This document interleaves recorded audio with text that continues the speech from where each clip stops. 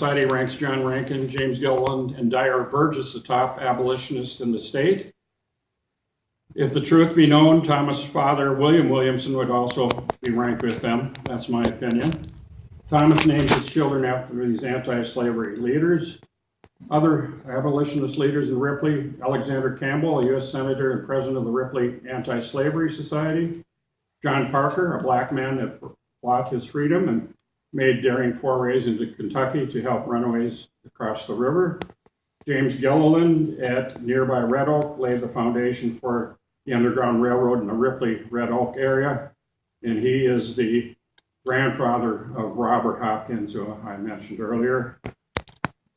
And this is his house that still exists near Ripley at Red Oak, and that's a picture of him. And this is his church, Red Oak. And one kind of unusual thing, Aunt Jemima is also buried in the cemetery there, one of the Aunt Jemimas. Archibald Hopkins' house in Red Oak, Ohio. Of course, he was a grandfather, or a grandfather of Robert Hopkins. He was Gilliland's right-hand man. A son of Gilliland said the family of Archibald Hopkins helped move the traffic on the Underground Railroad, perhaps numbering more miles of horseback or wagon ferriage than any other family, including the Rankins. Gilliland and Hopkins are grandfathers of Robert Hopkins. Reverend Dr. Robert G. Wilson is pastor of First Presbyterian Church of Chillicothe. He's the president of Ohio University, 1824 to 1840, and he composes famous resolutions against slavery in September 1839. They were said to have been second only to the book Uncle Tom's Cabin in building up abolitionist sentiment leading to the Civil War. This comment has been attributed to Abraham Lincoln, and this was Agnes Johnson Hopkins' fond grandfather. And this is where they believe he lived, and there's somebody standing in front of the door there. This is Jane, Thomas Williamson's sister. She's a teacher at West Union in Manchester. She accepted black students as well as whites. That aroused bitter feelings in the community. She was an excellent teacher, and there were threats of violence to her school. She said she wasn't afraid and didn't want them to come, but armed men did come and stood guard to prevent the mob from coming and cleaning out the place, as they said, an abolition nest. The Templeton brothers, John Newton Templeton and Benjamin Franklin Templeton, are freed slaves of the Williamson family. They're educated by the Williamsons when they're young. Both are sent on to college educations. John is sent to Ohio University, where Dr. Wilson, a family friend, is president. John is the first black college graduate in Ohio and the fourth in the country. He's an outspoken opponent of slavery. He's arrested in Wheeling, West Virginia for teaching blacks to read and write. He becomes the first teacher and principal of the African School, first school for black children in Pittsburgh. His brother, Benjamin Franklin Templeton, attended Ripley College in 1831, where Dr. Williamson was on the board of directors and John Rankin was president. He boarded with the Rankins. He was a great friend of John Rankin's son, Adam Lowry Rankin. Benjamin participated in the Underground Railroad. He was whipped by a bigot in an alley in Ripley, and after that, he and the others decided it would be better if he went to Hanover College in Indiana to finish his education. He's the first black graduate there. Attends Lane Theological Seminary in 1836, where he's a very impressive student in person, and he's ordained as a Presbyterian minister in 1838. He's pastor of black churches in Pittsburgh and later Philadelphia. And here are some descendants of Benjamin Templeton. Arthur Templeton is the man sitting, and to the right is his daughter and granddaughter. And here's Arthur Templeton and myself meeting at Ohio University, and that was really a great experience. The three Williamson children die, and Thomas decides he wants to become a missionary. He attends Lane Seminary near Cincinnati from December 1833 to April 1834.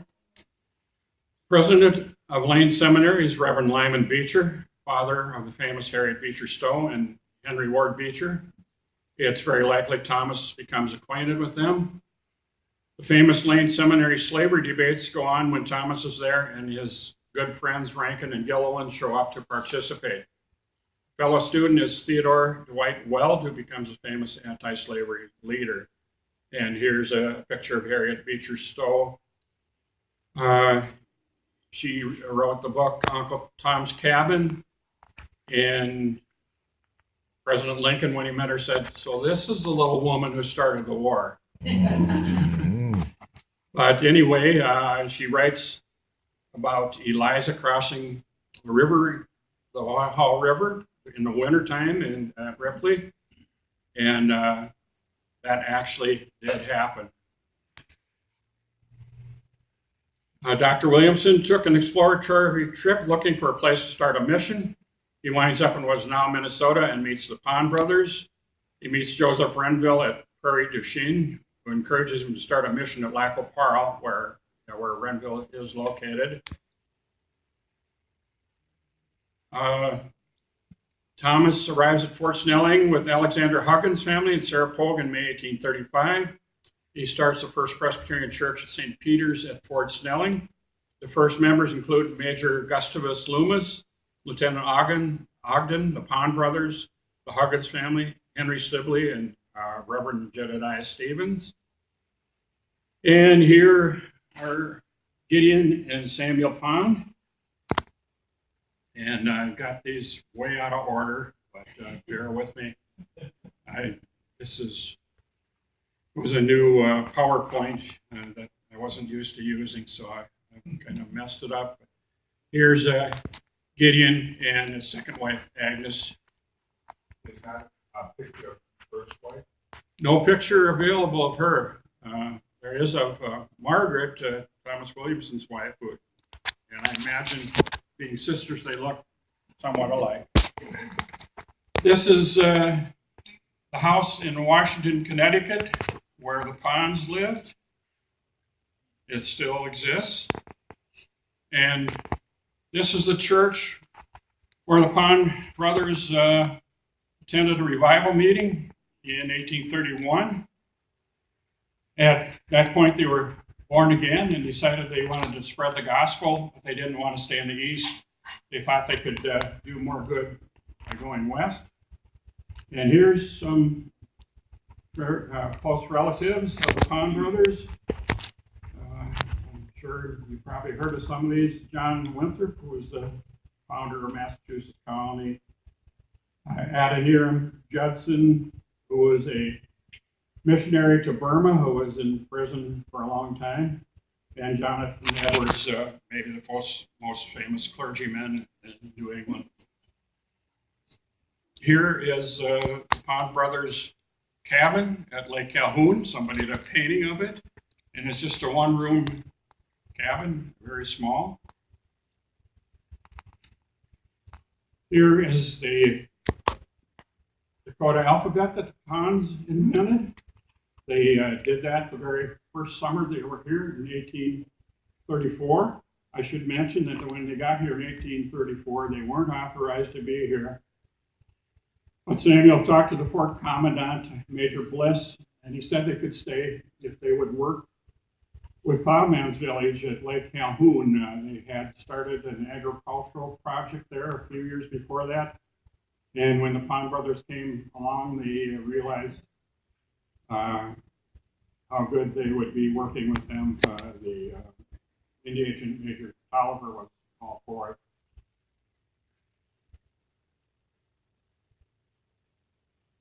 it. They were at Oak Grove, at Lake Calhoun in 1835. Then Thomas Williamson came and started the mission at Lac qui Parle. And a guy named Jedediah Stevens came and started a mission at Lake Harriet. Well, as you know, Lake Calhoun and Lake Harriet are very close together. And Reverend Stevens said that since you guys are just laymen and I'm a licensed minister, you should work for me. So the Pond brothers kind of reluctantly agreed to do that, but within a short time, they both had left. Samuel went back to Connecticut to study theology and become a minister himself. And Gideon went out to Lac-Qui-Parle to help Dr. Williamson and the others with the Dakota language. So yes. Did they not? Stevens, they didn't really like Stevens so much. Nobody liked Stevens. I don't even know if his wife did. But she didn't say it. There's a story about Stevens that he kidnapped a girl, and while he was out on the East Coast, and he brought her with. This girl's mother had died, and he thought it was all right for him to take her, even though she still had a father there. So her name was Jane, and she married Jane Gibbs was her name. If you've heard of the Gibbs farm in St. Paul. But there's actually books about her. Okay, yeah, nobody liked Stevens. He was very hard to get along with. And as I say, Samuel then came back in 1837 back to Lake Calhoun, Lake Harriet, and worked with Stevens, although their relationship was never that great. But then in 1839, Stevens left the mission. Gideon came back to be with Samuel, but they weren't to stay there long because the Dakota were at war with Ojibwe, and the village was in an indefensible area. So Cloudman, they first moved to Cred River area, Savage today. They didn't like it there, and then he moved to what was called Oak Grove, and was now Williamson, near where the Pond House is now. And the Pond brothers lived at Camp Coldwater in the Baker House for 3 years. And then Gideon and another missionary by the name of Eli Pettyjohn built a 2-story log house at the Pond site now. And that served as a house, the home for the 2 Pond families, church and school for the Dakota people, and even some of the kids of the officers of Fort Snelling came out to school there. And this is the picture of the Oak Grove Mission. Gideon was nice enough to leave the dimensions and the description of it, so we had an artist sketch it out. This is what it looked like. Oh, see, it's out of order here. But anyway, this is at Lake Calhoun, Cloudman's Village. These are, I believe, it's a George Catlin painting. It looks like, well, it's supposed to be cattle, I believe, but it almost looks like llamas to me. Llamas. But Catlin was a famous artist. I'm sure he knew what he was doing. This is a Dakota Friend. Gideon Pond was the editor and publisher of this. It was a bilingual newspaper. It was written in Dakota and English, and the missionaries submitted articles to it, and there was Bible verses in it and that type of thing. But it only lasted a couple of years because the Dakota, well, I'll explain that later, moved out of the area due to the treaties. And here's the Gideon Pond House at Bloomington, built in 1856. Gideon built it himself, made the bricks down below in the red clay in the river valley, and hauled 60,000 bricks up the hill, which was no easy task. Okay, well, we talked about that. And then, of course, there's Samuel's house here at Shakopee, and a picture of Samuel when he was older. Okay, the Lac-Parle mission now. Dr. Williamson started the mission in June 1835 at the invitation of Joseph Renville, which I mentioned earlier, half Dakota, half French fur trader. Missionary party includes Alexander Hopkins, wife, and Sarah Pogue, sister of Margaret Williamson. Gideon Pond arrived in 1836, and Stephen Riggs arrived in 1837. And this is the first school at Lac-Parle. I should have put David Geister's name on here. He did the painting. He's a well-known artist. And I bought this picture from him. And I'm trying to point out some of the people that are at that first school. They were kind of Renville's bodyguards or soldiers, you might say. Well, on the farthest left, just see the top of his head a little bit, was Eagle Help. And the next one then to him is Little Paul, his brother, Mazakudamani. And the one looking towards the front there is Little Crow. And the one to the right is John Otherday. Of course, the guy in the middle is Thomas Williamson at the chalkboard there. And the kids down below, the boy facing the front is Amos Williamson Huggins and John B. Renville, the son of Joseph Renville. What was the other thing? What is the back? Excuse me? The other thing Yes. is from the back. Yeah, right. But as they say, in those days, these guys were a band of brothers. But when it came to the war, of course, Little Crow was, well, he was the reluctant leader of the war, the Dakota War. Little Paul was the speaker for the peace party, who were adamantly opposed to the war. And Eagle Help, his brother, he was neutral and he went to Canada. And John Otherday, of course, saved many white people, 62 white people, at the beginning of the war. And one sidelight, he came, he brought the people to Gideon Pond's house there in Bloomington. And Agnes was concerned, well, how am I going to feed all these people? And John Otherday went out and shot some quail, and they had plenty to eat. And then he went into St. Paul and to give a talk. He was greeted as a hero, and Gideon Pond translated for him, and also translated for Otherday in a St. Paul newspaper article. And it's also interesting because that other day is related Right. back to what now is Charlie Day, who's the head of the South Dakota. Yeah. Yeah. Was it the first Otherday here was a nephew of John Otherday, I believe, right? Yeah.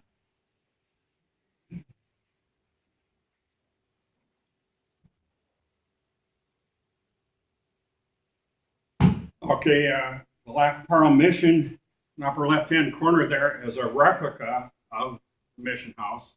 It's not the original. Picture of Thomas, another picture of the mission. And here is where they first started translating the Dakota Bible.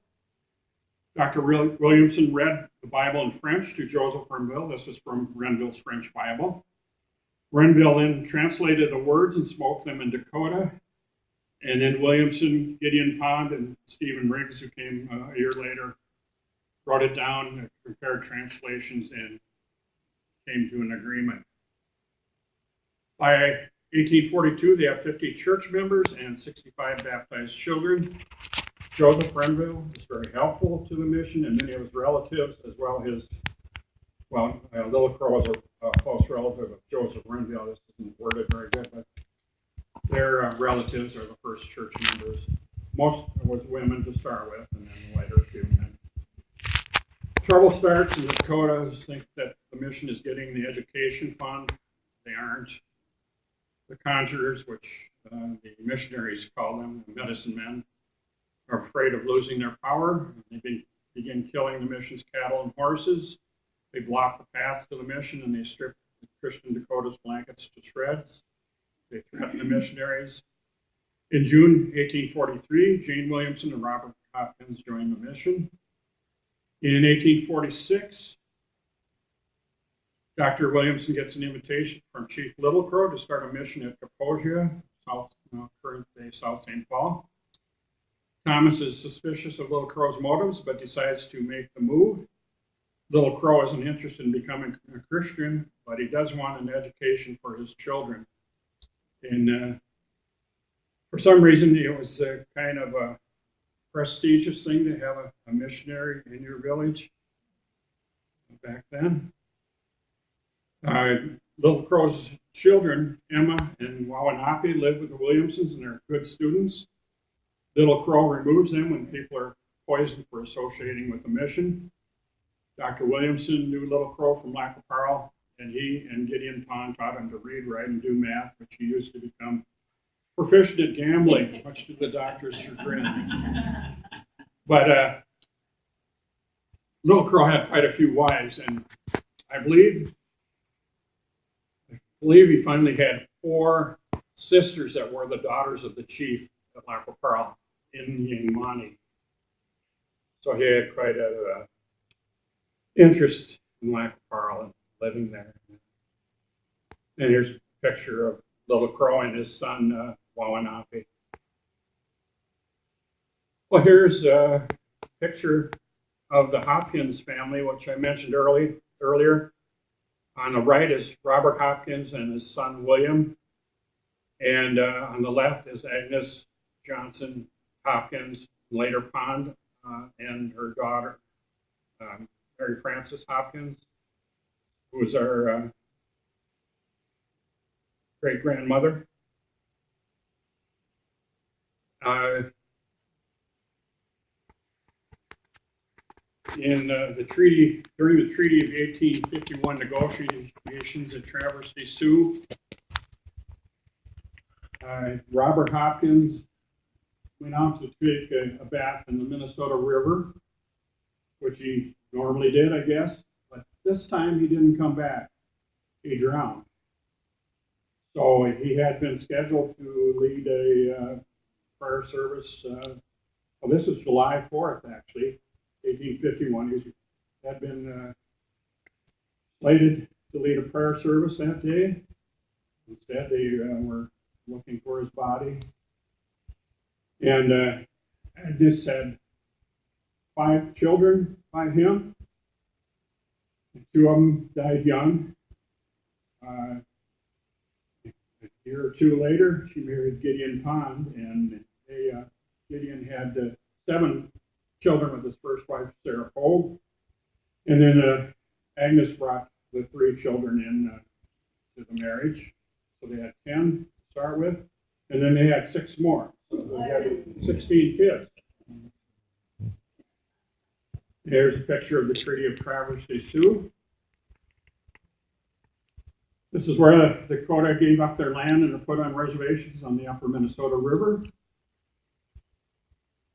Many Dakota signed what they think is a third copy of the treaty that turns out to be the infamous Traders' Paper, by which the traders get first dibs on all the money. Dr. Williamson also thought it was a copy of the treaty and signed it. And there was a big investigation, and a lot of people testified to the correct facts, but Ramsey and the others got off.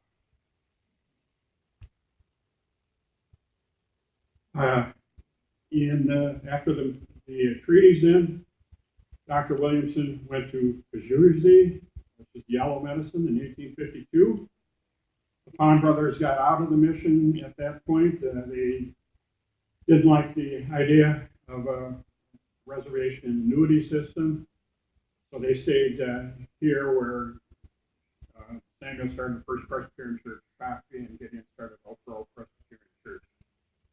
Back to Pajuzi, there was a terrible winter, and the Williamsons and the Dakotas that are already there are Andrew Hunter, Williamson's son-in-law, goes for supplies with another man. He has a terrible trip back. Andrew's feet are horribly frostbitten. They have to leave most of the supplies behind. Hunter has only a heel on one foot and no heel on the other foot due to freezing. The leg is later amputated. That spring, Margaret Williamson falls and breaks 3 or 4 ribs. The Hazelwood Republic, Reverend Riggs starts the Hazelwood Mission near Dr. Williamson after the buildings at Michael Pearl are burned down. They have a constitution and officers and live as Christian farmers. Williamson and Riggs try to get them citizenship, but only Lorenzo Lawrence is accepted since he's the only one that knows English. And some of the Christian Dakotas, Little Paul Mazakudamani, Simon Anawangmani, John Otherday, Robert Hopkins Chaska, John B. Renville, Lorenzo Lawrence, Peter Begfire, Anton Renville, Joseph Pesney. Those are some of the more well-known Christian Dakotas. And here's a picture, Little Paul Mazakudamani, on the left, Simon Anawangmani in the center, and John Otherday on the right. And this is a picture of Robert Hopkins Chaska, named after the missionary Robert Hopkins, when he was baptized, and his family. He has a house there at Jersey, and he was just like a son to the Williamson family. And Kurt Brown did an article about him in the Minneapolis paper. It's been about 2 years ago that I suggested to him. In the spring of 1857, Inc. Padutas band murdered over 30 persons. Yes. Yes. My name is Brian Green. I'm from the Spirit Lake Reservation. Oh, yes. My wife and I just moved here a couple months ago. Okay. But I'm a historian on the Dakota in the Dakotas. And also, a lot of what I learned is a result of what happened here in Minnesota. So the ponds and rigs are familiar to me. Yes. They've always been on the periphery of what I've learned about the Dakota here. Yeah. So a lot of the activities that happen in Minnesota are a result of what happened in Minnesota. But Inkpaduta is, for decades, I was studying about Inkpaduta, but there was so much written about, or so little written about Yeah, him. right. No picture ever taken of him. Yeah. And of course, he went up in Canada with Sitting Bull after a little bighorn, and so he was always a mystery to me. And so I found out later that one of his sons, who came back to the United States and moved to the Spirit Lake Reservation, where I'm from, his name was Little Ghost. Well, I grew up knowing an Ambrose Little Ghost, and also, and so here I was surrounded by Inkpaduta's descendants, and so I learned about him through that, but for decades there were. What did they say? Did they think he was a bad guy or not? No. They did not. No. Okay. There's two sides to every Oh, story. yes, yes. Yes. And so when I'm very knowledgeable of the Western Dakota Sioux activity in General Sully, his activities against the Sioux, and the battle at Kilder Mountain, which was Sitting Bull's first battle against American troops. Well, Inkpaduta was there, and he and his group were the only ones that caused casualties against Sully's troops because they were fighters in the woods, whereas the Lakota and the Western Sioux were plains warriors. Right. And so when Sully and his men charged into the trees and stuff at the base of the Kilder Mountains, Inkpaduta and his small band were waiting in those trees and caused casualties there. So I heard that there's a possibility one of Inkpaduta's sons killed Custer. Have you heard that story? I hear lots of stories Yeah, like that. there's Nobody really all knows. kinds of people that. Yeah.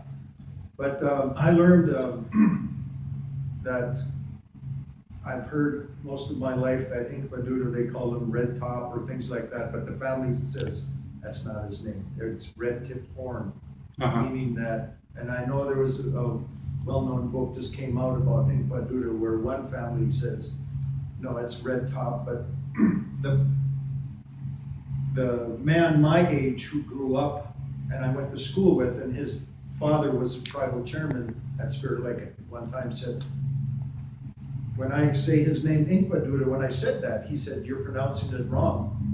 And I never wrote it down what he said. Oh, But he said, it means red-tipped horn, which conflicts with what the general consensus is of the interpretation of Inkpaduta. So, sorry to interrupt, but I oh, thought... that's all right. Thanks for the information. It's very interesting to hear.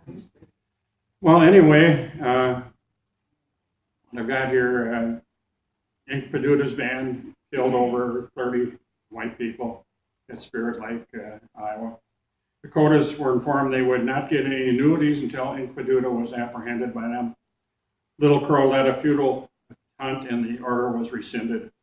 Little Paul and John Otherday rescue Miss Gardner, and two Christian brothers rescue Mrs. Marble. Also in 1857, more than 2,000 hostile Northern Citizens and Yanktonese come to the upper agency looking to receive annuity money. Their camp surrounded Dr. Williamson's house. The friendly Indians said they couldn't help them. The hostiles finally leave. Dr. Williamson was almost killed twice in that time frame. He was going to assist a wounded Dakota man when a woman came behind him and was going to plunge a knife in his back. When a man seized her arm just in time, she was a sister of the wounded man he was about to help.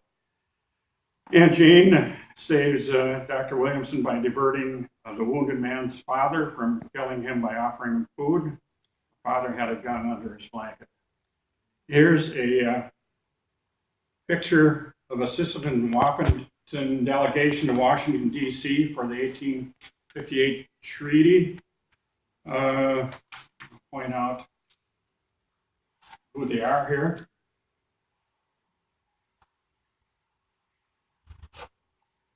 In the back, well, starting on the left and back, is Nathaniel Brown, Akipa, Charles Crawford, and John O'Gurday, and little Paul Mascudamati. Seated are Scarlet Plume, Mashasha, or Red Iron, and Big Curly Head, and the guy on the right is Thomas Williamson. I had never seen this picture before. I've seen several from the 1858 treaty, but not this one, but it showed up in the book about little Paul Mazzacudamani by blanking out on his name right now. Come to me later, I guess. The Treaty of 1858, it takes all the land north of the river. Traders get first claim annuities. Farmer Indians get more goods and services than the traditional Indians. Williamson and Riggs believe Brown is pushing the culturation too hard. January 2nd, 1862, Williamson and Riggs write to the Minnesota Congressional Delegation and advise them that conditions are getting bad on the reservation and could lead to war. June 2nd, 1862, Williamson writes to the Indian agent Thomas J. Galbraith, warning him that the war could be coming soon. Of course, Thomas J. Galbraith, Little Crow said he was the one that caused the war. It wouldn't release the stores of food, and the money was late. But anyway, Thomas Galbraith, as some of you know, at least David knows, that he's from Shakopee. There was a notable council between the agent and Indians in early August 1862. There are hundreds of Indians, Agent Galbraith, other employees, the traders, and John Williamson are present. Little Crow said when men are hungry, they help themselves. Williamson has to interpret since the interpreter won't. Galbraith insists the traders respond to Little Crow. They won't speak. Traders wanted Myrick to speak for them. Myrick is reluctant to speak, but Galbraith keeps after him. Myrick finally turns and says, "So far as I am concerned, if they are hungry, let them eat grass." or as sometimes said, something else, a little worse than grass. Williamson has to interpret again. The Dakotas become very angry and leave. The Dakota warriors killed Myrick on the first day of the war and stuffed his mouth with grass. There are 65 church members on the eve of the uprising. John Williamson leaves shortly before the war. He starts to go to Ohio to get, before the war starts, to go to Ohio to get married. They heard reports about the war starting. His wife-to-be says, "It's either me or your Indians." John hurried back to Minnesota without getting married. He doesn't know if his parents are dead or alive. The first reports were that the missionaries were dead. The war starts at Lower Agency on August 18th. Dr. Williamson and Riggs are warned that the war is starting. On the 19th, Riggs and his family and the Williamson children leave the Upper Agency assisted by Christian Indians. Thomas, Margaret, and Jane stay behind. There's Little Crow and Sibley, the leaders of the war. Yes. Did they ever get together, that former Army fiance? Did they ever? No, they never did. No, she had it. That was it for her. Dr. Williamson stays behind to try and stop any Upper Agency Dakotas from joining in the war. He's very successful. Very few join the war, and the ones that do are often forced to join under threat of death to them or their family. The Williamsons are guarded by Little Paul, Simon, Peter Bigfire, John B. Renville, and Robert Hopkins Chaska. Simon tells Williamson that he must leave as he could not bear to see him killed. They leave on August 20th, assisted by Robert Hopkins Chaska and Lorenzo Lawrence. Lorenzo chases off a war party. Actually, as I recall, they were in an ox cart, and they saw this Dakota war party in the distance, and they cover the Williamsons up with this buffalo robe. The Dakota war party comes up to the wagon, and they ask, "Well, what's under the buffalo robe?" And Lorenzo Lawrence says, "Oh, it's just my stuff. You can't look at it." And he brings his gun out, and they leave. And then Peter Bigfire also led a war party off their path.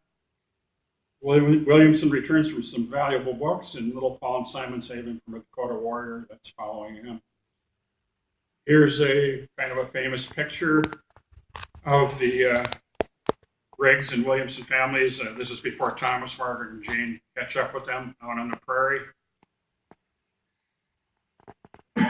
August 22nd, the missionary party heads for Fort Ridgely. Andrew Hunter bravely crawls to the Dakota line to the fort. He is told they should continue on rather than attempt to come to the fort. Andrew Williamson, Dr. Williamson's son, is a hero at the battles at Fort Ridgely.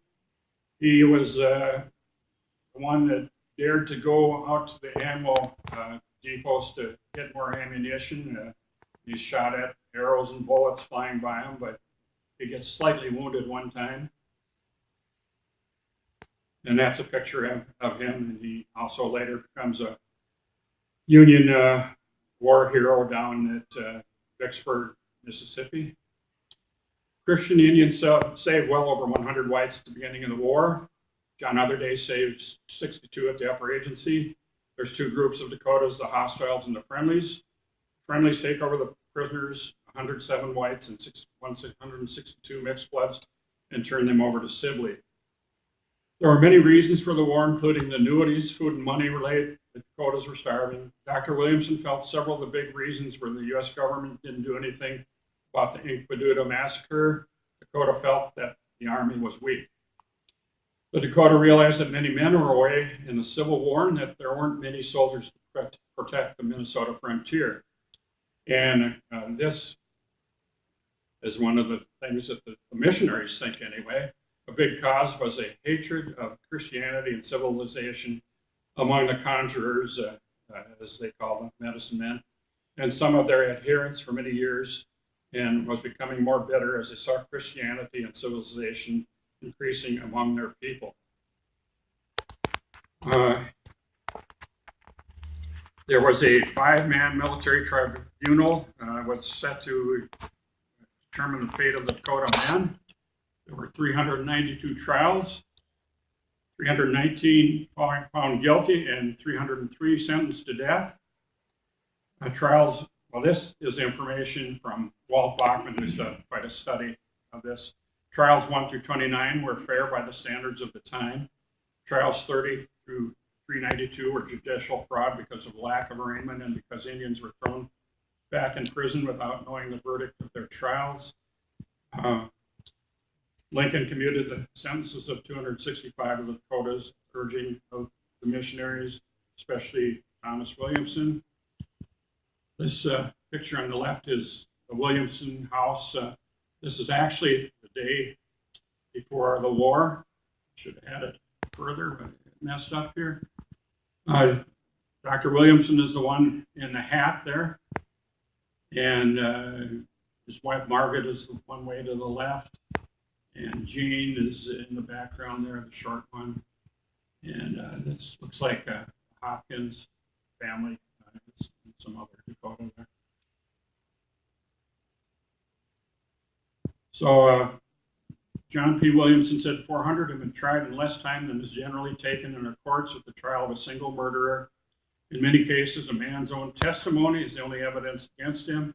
He is first prejudged guilty of any charge any of the court wants to prefer against him. And then if he denies, he's cross-examined with all the ingenuity of a modern lawyer to see if he cannot be detected in some error of statement. Thomas and Jane go to the Mankato prison every weekend to preach to the Dakota prisoners. Thomas says it's one of the most remarkable displays of God's grace, a grace of which there's any record. There's 370 Dakotas and 20 to 30 Winnebagos there. Robert Hopkins Chaska is a Christian leader in the prison. Dr. Williamson says the Holy Spirit enabled Robert, the ruling elder, to speak in a manner highly appropriate and edifying, far beyond what could have been expected of one with no more education and experience in public speaking. Though myself or someone of my associates in the mission have preached to them every Sabbath, the work has seemed to be carried forward chiefly through his instrumentality and that of his fellow Christian prisoners. One of the other ones was Peter Bigfire, that was prominent there too. Although Robert is innocent of the charges against him, his imprisonment serves a very useful purpose. Almost all the prisoners become Christians. Here's a picture of Robert Hopkins Chaska and his wife, Sarah. And this was taken in St. Peter. I think it shows there, if you can read that, in 1870, I think. I can't read it. But anyway, one of the, Samuel Hopkins, their son, was staying with the Thomas Williamson family there. And they also had two other Dakota children. And with the kind of anger there was against Dakota at that time, I'm sure they had to keep a very low profile. November 12th, Dr. Williamson is at the prison at Mankato. He reads the trial transcripts. He's incensed by the unfairness of the trials. He immediately writes to Commissioner of Indian Affairs, William Dole. He argues for new trials, and he sends a full copy of the testimony. He writes, I earnestly entrust you to examine the testimony that you will procure from the President in order to stay the execution of all the Indians till the testimony against them shall be examined by unprejudiced judges and their opinions rendered as to sufficiency for the conviction. He writes, I earnestly entrust you to examine the testimony and that you will procure from the President in order to stay the execution of all the Indians till the testimony against them shall be examined by unprejudiced judges and their opinions rendered as to the sufficiency for their conviction. Thomas, Jean, and Stephen Riggs appealed to President Lincoln, Commissioner Dole, and Colonel Sibley. They were able to get Robert Hopkins Chaska, Peter Bigfire, and Roundwin taken off the hanging list. As some of you may have seen, there was an article about Roundwin in the Minneapolis paper recently, and he was scheduled to be the 39th man hanged, but Thomas Williamson found some last-minute evidence that he sent to Sibley, and Roundwin was taken off the list too. And Roundwind, from what I read in the Shakopee story, was one of Chief Shakopee's head men. And here's a picture of the hanging. This is December 26, 1862. 38 Dakotas, all class bands, as they were hung at the same time cutting a single rope. The rope on one man broke, causing authorities to rehang his body even though he was already dead. Another Dakota man struggled for 10 minutes before finally strangling to death. The bodies of the 38 were buried in a mass grave, which was robbed overnight by doctors. This is the largest mass execution in U.S. history. The rest of the prisoners watched the hanging through crevices in their log prison. They were hymn and many and great was sung by the 38 just before they were hung. Dr. Williamson says, we thank God that he gave wisdom and firmness to President Lincoln to resist the repeated demands of the people of Minnesota for a general execution and only ordered those convicted of participating in murders be put to death. Well, also there were two, I believe, that were convicted of rape. Williamson thought there was a huge difference in the Dakotas that fought against the soldiers and those that killed civilians. He said, on account of the murders committed by 300 wicked men, Congress has declared the lands and annuities of a population of 6,000 souls forfeited. 2,000 have been held as prisoners ever since. Bishop Whipple tells Reverend Riggs there are 3 men whom the people of Minnesota would be glad to have killed on account of their sympathy with and advocacy for the causes of Indians. Dr. Williamson, you, and himself. Here's a picture of the Dakota prison in Mankato. Gideon Pond and Thomas Williamson baptized 274 Dakotas here in one day on February 1st, 1863. On November 9th, John Williamson, Andrew Williamson, with his unit Company B, 5th Minnesota, go on the March of the Dependents from Lower Agency to Fort Snelling.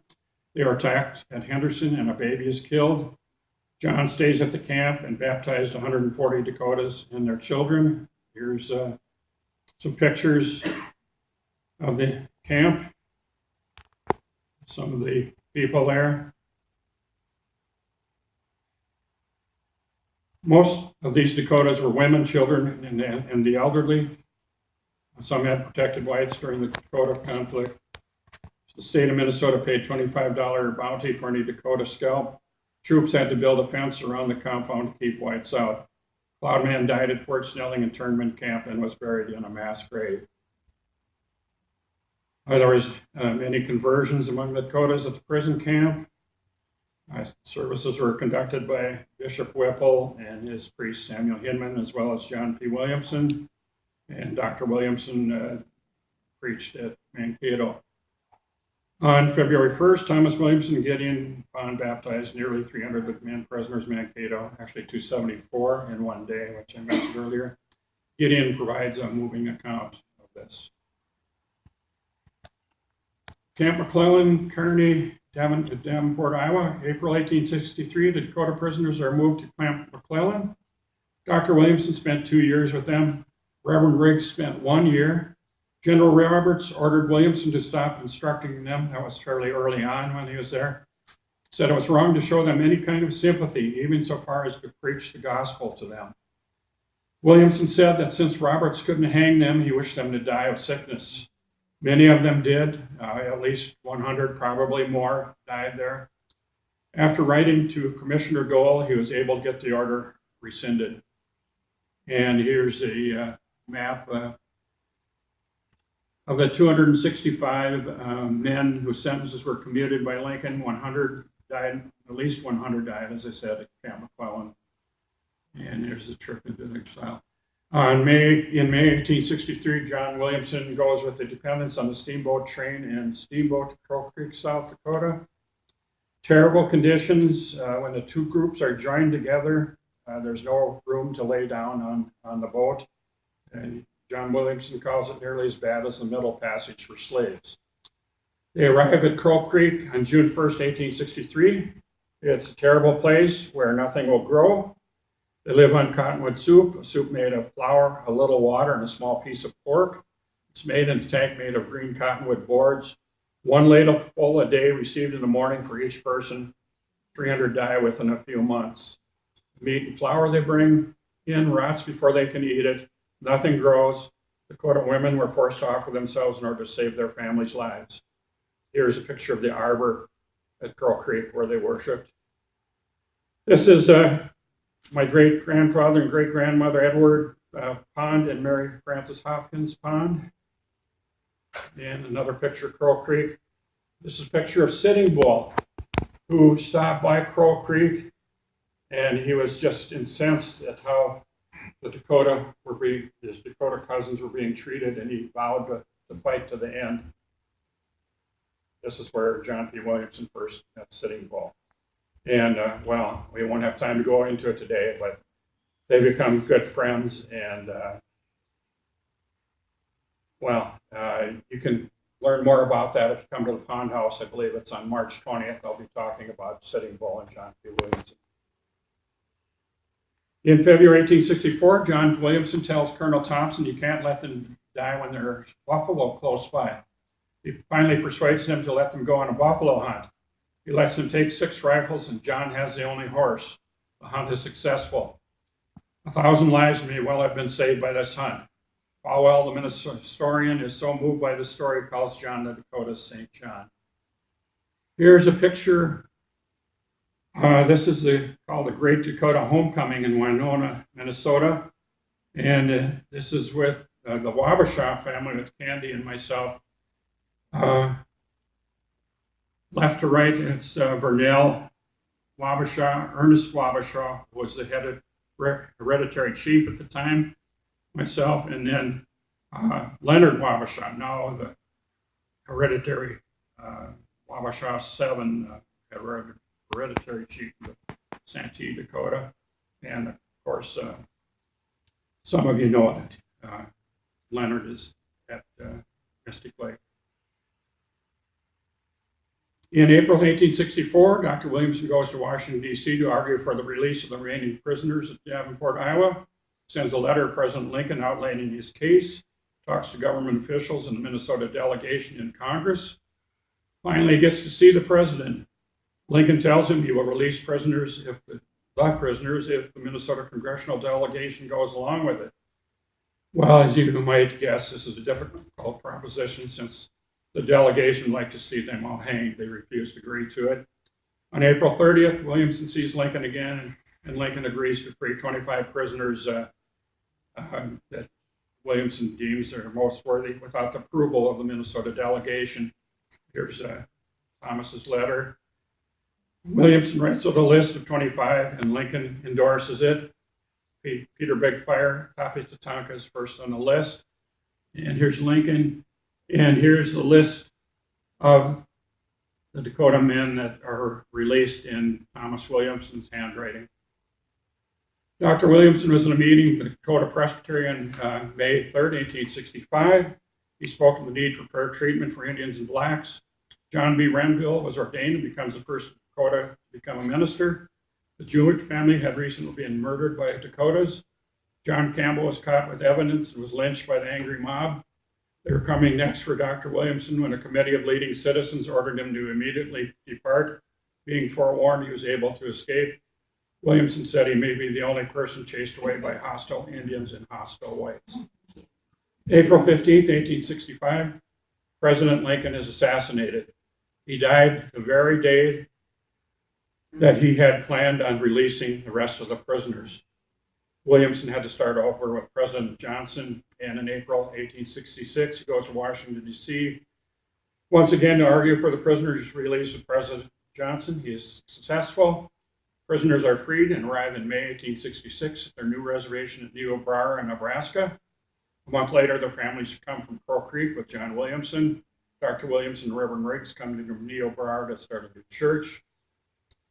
Sisseton and Wahpeton are given reservations at Sisseton and Devil's Lake. Riggs and Dr. Williamson start churches there. In 1869, a group of Dakotas go to Flanders and start a settlement there. They are mostly from Cloudman's Village. John Williamson is a big help to them in their early years. John starts a new mission at Greenwood, South Dakota among the Yanktons. After the war, 237 loyal Metawakatons are allowed to stay in Minnesota. There were 47 in Shakopee and 20 in Bloomington. They belonged to Gideon Pond's church. More research is needed to determine how many Dakota people are members of Samuel Pond's church. I just didn't have time to get it done before this. We know about Jane Lamont Titus and her children, but I believe there are, at least were some Philander Prescott descendants that were members of First Presbyterian Church of Shakopee. Dakota Mission was unique in using the Dakota language and educating and ordaining Dakota pastors. Thomas Williamson pushed for native pastors in an early date, and finally his idea was accepted by his associates, mission boards, and the church at large. We're almost done here. Williamson family accomplishments: emancipated 73 slaves, participated in the Underground Railroad, where them and their friends were able to move along thousands of runaway slaves. Thomas persuades the upper agency Dakotas to not participate in the war. It saves many lives. I don't have time to read. I have some more information about that, but I don't have time right now. Dr. Williamson saves lives with his doctoring skills during and after the war. He's a factor in getting the hanging list from 303 down to 38. Dr. Williamson, with his persistence, gets all the prisoners released in April 1866. A total of 177 plus the 25 previously, for a total of 202. And there may have been quite a few more than that. The numbers aren't, they jump all over the place in the reports. John saves possibly as many as 1,000 lives at the buffalo hunt at Crow Creek. And here's a picture of the reservations.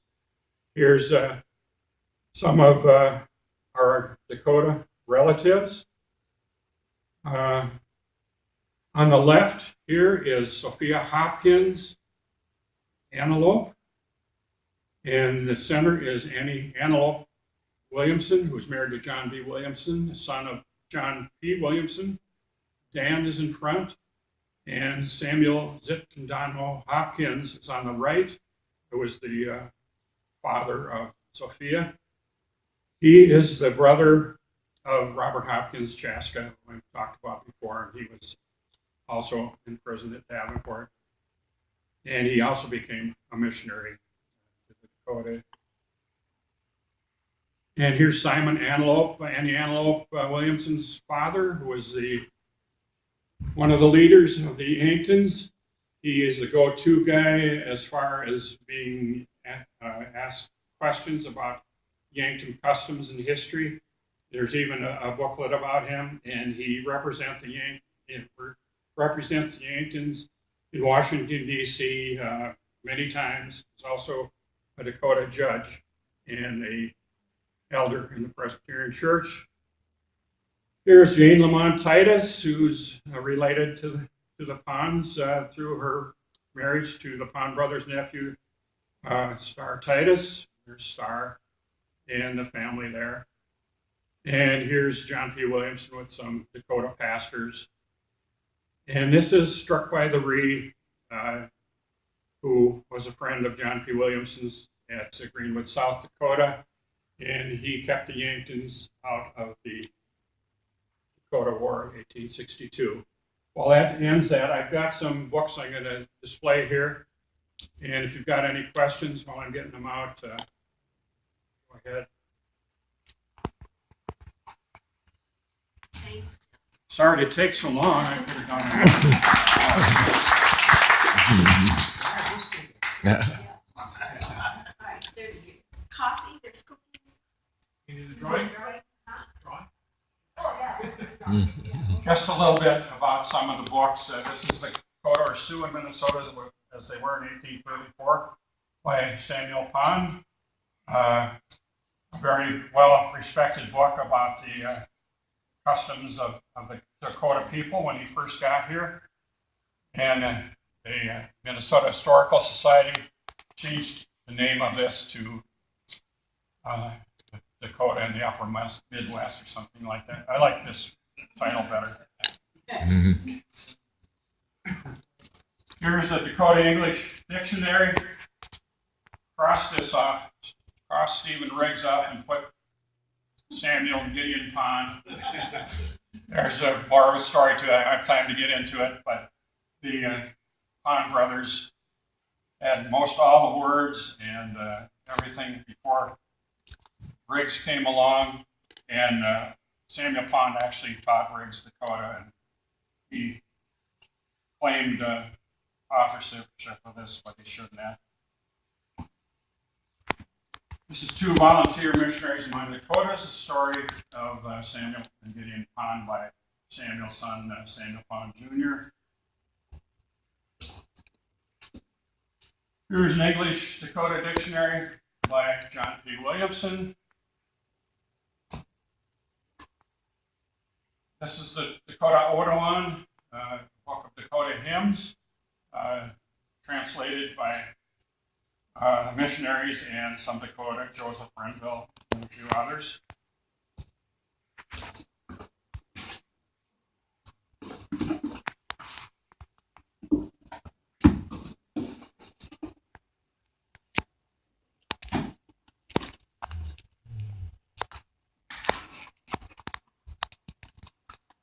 These are real fragile, so I'll ask you not to look at them, but this is, well, Jody wants to see this. I said she could look at that. It's poems of Samuel Pond, poetry. Here's a Dakota dictionary, English Dakota by John Williamson, one of the originals. And here's Dakota Odawan, one of the originals. That one is available? Is that one available? Yeah, I think so. I'd have to check on exactly where you can get that one. And this is the Dakota Bible. Covers off, but this final version of it was done by Thomas Williamson and Stephen Riggs. Of course, the other missionaries worked on this over the years too, but Thomas Williamson, he wouldn't die until he knew this was completed. When it was finally completed, then he died a couple months later. What's the date on that? Excuse me? When was that published? Where was it published? When? 1879. This particular one was 1887. New York American Bible Society.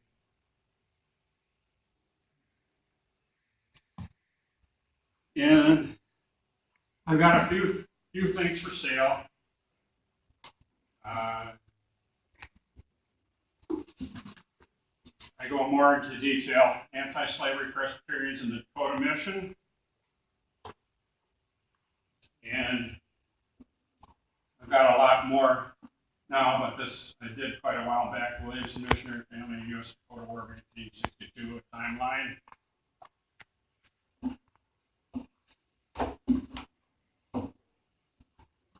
And in a small booklet, Almost Casually, Always a Hero, Andrew Woods Williamson, Union Soldier in the U.S. Dakota War, Civil War.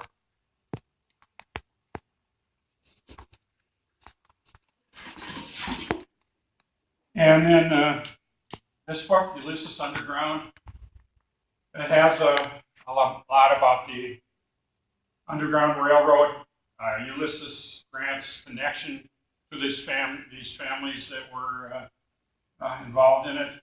He lived only 10 miles from Thomas Williamson, so I'm sure they met him and especially knew his parents, who was the tanner there, near there.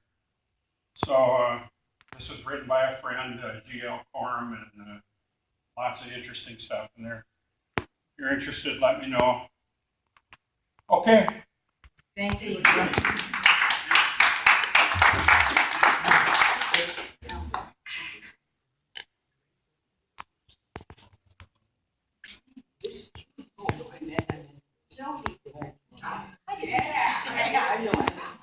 Grandfather. Yeah, very great.